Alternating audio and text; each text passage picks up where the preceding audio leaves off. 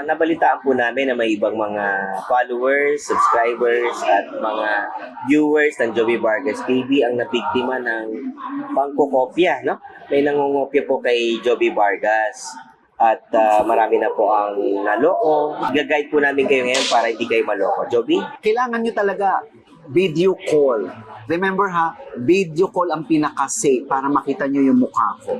O kung ayaw nilang ipakita ang mukha, hindi ho ako yun. Ikwento natin yung modus. Ang modus po, kokopyahin yung mukha ni Joby, kokopyahin yung page, tapos mangangako ng schedule, manghingi ng pera. Nag-upload nga ng mga video Oo, natin. Maghingi ng pera, mini-message yung mga viewers natin. Buti na lang may mga loyal viewers na nagre-report sa amin at doon po namin nalalaman na may mga fake.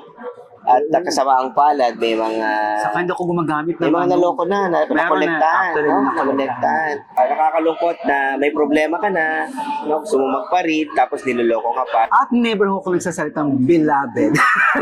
Huwag ko kayo maniniwala doon sa Edward or Sis ba yun?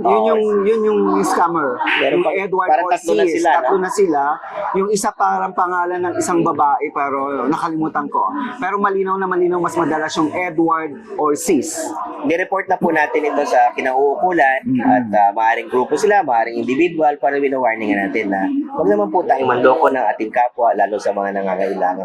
Magtrabaho po tayo ng maayos na hindi naagabyado ang mga kababayan natin, lalo na mga kababayan natin na nangangailangan ng advice, nangangailangan ng tulong.